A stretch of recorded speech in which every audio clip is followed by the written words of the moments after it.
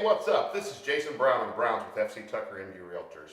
You know, in addition to selling real estate, my father and I have been building, remodeling, dealing in just about every single aspect of real estate you can imagine for the last, well, for me, the last 20 plus years, for him, nearly 40 years. One of the common things that we get asked about, not only as realtors do we get asked to talk about, showing us homes and investing in property, but we get asked a lot about, well, do you guys do any work yourself? Or is everything you do on your remodels and your flip properties, is it all hired out? Well, the answer to that question is no, it's not all hired out. A lot of the times, there's a lot of the projects that we do ourselves. And one of the projects that we do ourselves is we do all of our own trim in all of our properties. We install all of the kitchens, all of the baths, all of the new doors, all of the trim moldings.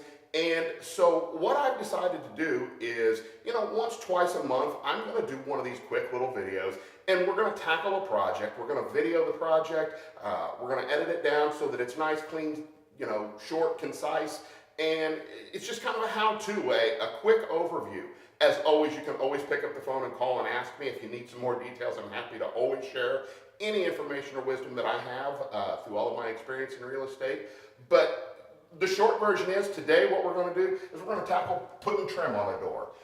Whether you've put in a new door in your home like this is obviously a brand new door that's just been installed, or whether you're just looking to update. Sometimes something as simple as updating the trim moldings in a home can make a huge difference on the modern feel or the overall look of it. So what I want to do today is I kind of want to go through just real quickly. This is obviously a door that was just put in, so steps are a little different on it as opposed to if you were taking one off. I think taking trim off is pretty self-explanatory, but what I'm going to do is we're going to go ahead and we're going to step back through. But first off, let's kind of go ahead and quickly cover the tools you're going to need to do a job like this. You're obviously going to need a saw. You're going to need either an air compressor and nail gun like I use, or you can go back and do the old school hammer and nail thing. Over and above that, you're going to need a measuring tape, a square, a pencil, a small level, a 4-foot level, that's kind of help with the longer sides of the door, and then of course, safety glasses. Okay, so let's go ahead and get started on this door. First thing we want to do is we want to make sure, obviously it's a new door, so I already know that it's square in the hole, but the first thing you want to do is you want to make sure that it's square in the hole. You can do that easiest by checking your 4-foot level on the top 2 hinges, dead between the bubbles, and then you can also move down to your bottom 2 hinges, still dead between the bubble. You can use your small level, your little 2-foot level, and you can also check it a couple of other places. The easiest way is to just put it right in here, open the door, actually run it across the top of the interior jamb, again, dead level. If you're doing a house where it's a door that's already existing and it's not level, there's not a whole lot you can do. What a lot of times you can do is you can correct any out of square or any adjustments in the trim itself. So the first thing you're going to want to do is you're going to want to take the measurement on your long side. Now, the idea being that when you put up this piece of trim, you're going to want it to cover, but you're going to want to leave a little piece of reveal here at the top. So to the actual top of the jamb, we are looking at roughly 81 inches, which is pretty common for a standard door. However, you're going to want to go about 1/4 above that to leave a nice 1/4 inch reveal across the top of the door. Now, when you cut that miter cut, there's a trick I can teach you here. Let's go over to the saw real quick.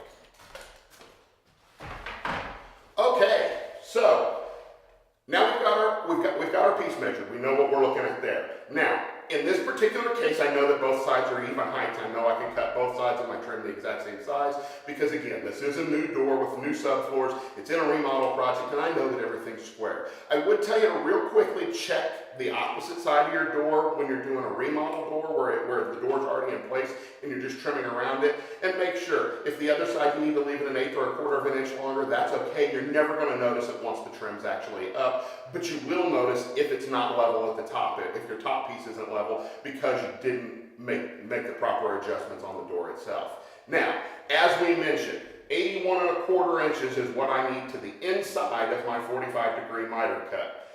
I'm using a piece of traditional 3.5 inch Craftsman door casing here. So what I can do is I can add that 3.5 inches to the 81 1/4, which will let me cut the outside of the miter cut. That's a much easier cut to make. It's a much cleaner, smoother place to make the cut. So let's go ahead and prep this board.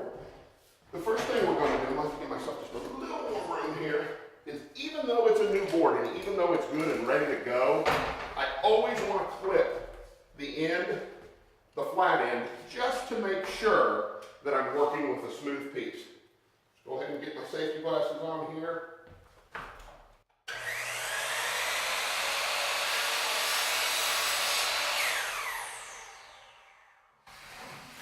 Okay, so now I've got a good clean end. So I needed 81 1/4 was the inside of my 45 cut. I'm going to add 3 1/2 to that. So I'm going to go 84 3/4.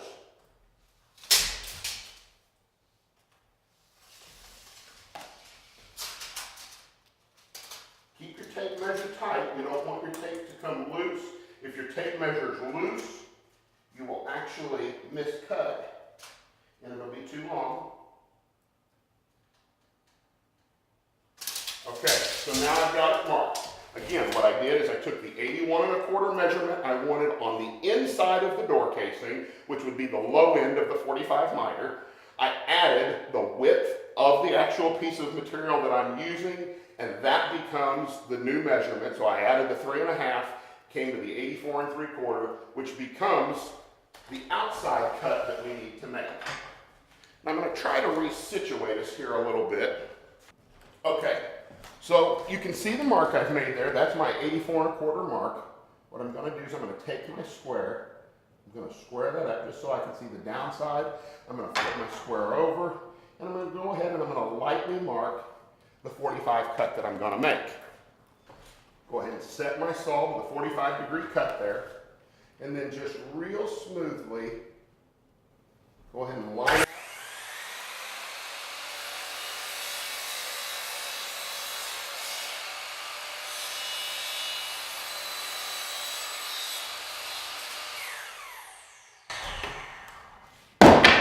Okay, there is the left-hand side of my door. Let me go ahead and cut the right. We'll get these up and then we'll cut the top. Okay, so we've got our 2 side pieces cut. We've got both of the side pieces cut. Now I have had to scoot the camera back just a little bit to frame up as much of this as I can in the shot, so you're not going to be able to see some of the lower stuff. But the trick here is don't overdo your nailing when you start putting these in.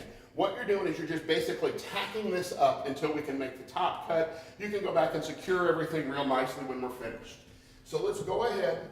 Remember, put your safety glasses on, especially if you're using a nail gun.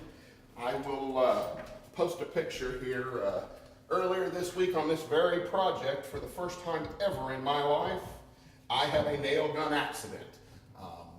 I think I'm pretty skilled with a nail gun, and I've used it a lot of times, but I did in fact manage to shoot myself in the thumb. Here's a quick peek of it right here. Yeah, that's kind of nasty, isn't it? Not fun. Okay, so anyway, go ahead. You're going to line yourself up. Now remember, once you nail this, this can still move pretty freely, swinging left to right. So the real trick is, what you're going to want to do, and I'll zoom in on this once I get this set. I just really want to set a nail right here to hold it in place.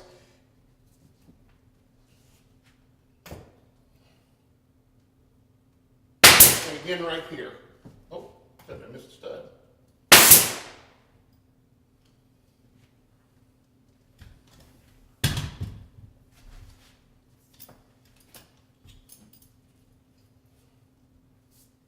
Okay, that's got this piece held on.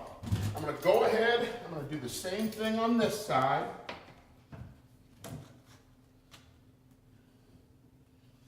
This side's a little easier because you've got the hinges to act as the guide for your side reveal.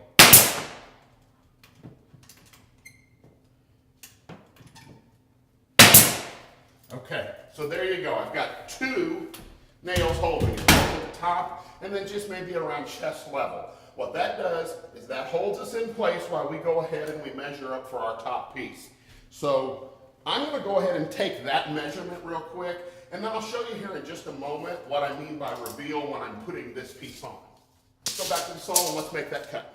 Okay, so we're ready to go ahead. We're going to cut our top piece. Again, it's 39 1/4. Now I will tell you, I'm a big proponent of, if I'm going to cut a piece really, really close, and it's the final cut, and it's a very precise piece like this, I'm a proponent to leave it just a shade long and then nip it down as needed as I'm putting it in, because what you want is you want a really good tight fit. Here, I'll give you a good example. I'm going to actually turn the camera so you can see this door to my left. This was a door we've already done. You can see that's a nice, even, tight fit. Now, you can see the lines where it is. In fact, let me adjust the lighting there for you a little bit. Okay, so you can see the lines where the two pieces come together. You can obviously see the nail holes, and that's because it hasn't yet been caulked or putty. I am going to make a little bit of a remodeling or contracting joke here. That's not a skilled carpenter's job, that's a painter's job. I'm kidding for any of my painter friends. Nevertheless, the painters are generally who are going to come back, they're going to caulk and putty before they put their final coat of paint on. But you can see there's a really nice, even, tight cut you want there. If it is too short, what will happen is you'll start to get a situation where your corners gap a little bit at the top of the corners. It just won't seal up real nice and tight. So, again, this is a 39¼ cut. I am going to go ahead and get it just a little bit long so that I can show you what I mean when we go and set it in there, and then I'll lightly adjust it out as we need to. Go ahead, get your safety glasses. You're going to cut 45 on each end. Set your saw to your 45 cut.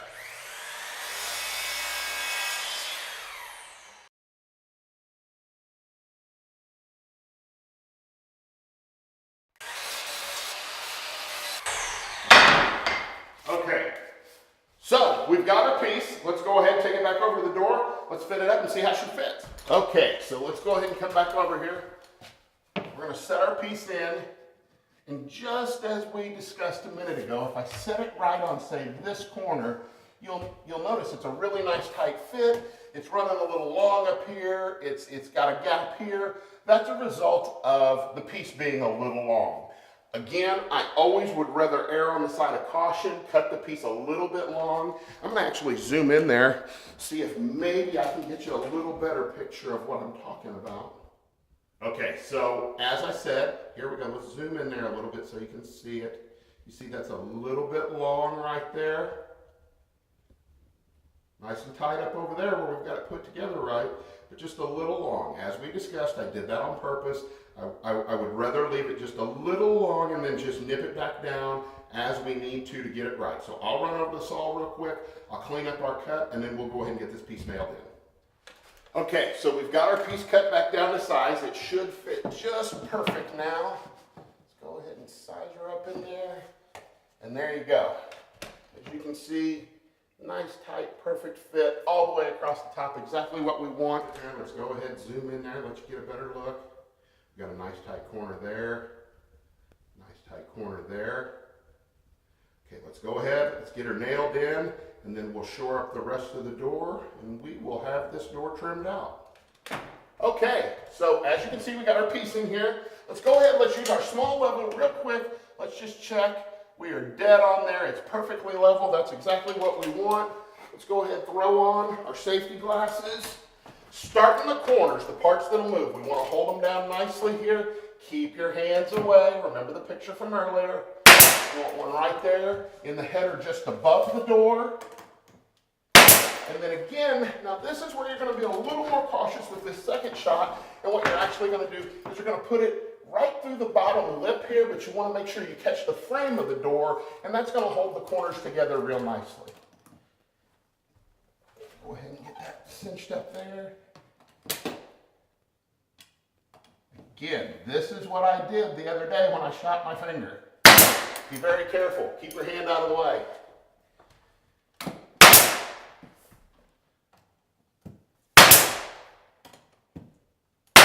Okay, so we got our top piece in. Now we need to go back and we need to finish shooting down our side. This side's really pretty easy. What you can do is you can really and truly just look at this gap right here along the edge of the trim. Again, as soon as we're done, I'll go back and I'll give you a quick pass over the whole door so you can see it. The other thing you can do is you can go ahead and set your level up. You can tell that on the bottom of this one it's kicked out just a little bit, which you can also see in this piece of reveal here. So straighten it up through here.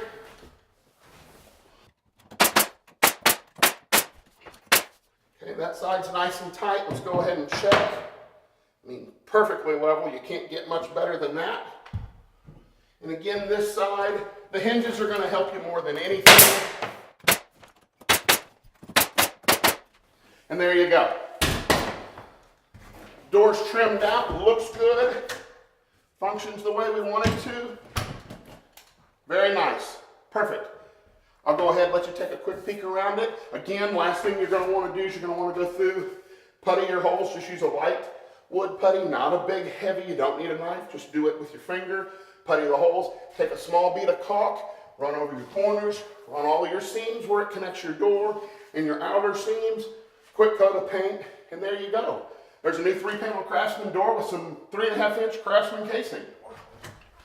You can see your reveal underneath the trim. Nice and easy, same amount of that door jamb showing pretty well everywhere. As you come down this side, same thing. Nice even amount of reveal there. Okay, so there you go. Reveal's all nice and neat. Doors all in. Trim's on nicely. You've trimmed out your new Craftsman door. Okay, so I hope you liked our little project today. We're going to run one of these maybe one every 3 weeks or so, 2 a month, something like that. If there's something specific you'd like to see us tackle, whether it's putting in a door, whether it's running base molding, whether it's installing a kitchen cabinets, changing kitchen cabinets, tile, anything you can think of, let us know. We'll see if we can't put something together for you. If it's not something that I personally am going to do, I've got contractors working on our sites a lot, so we'll certainly go and we'll get some video of one of them doing a job, kind of step us through how to do something. There's really a ton of things you can learn to do yourself at home. There are always certain projects I'm going to encourage you to call a professional, but things like this, there's tons of advice you can get from videos just like this. It's not a hard project. It's a quick little afternoon on a Saturday or Sunday afternoon. Usually takes longer to actually get your materials together than it does to do the job. So again, hope you liked the video.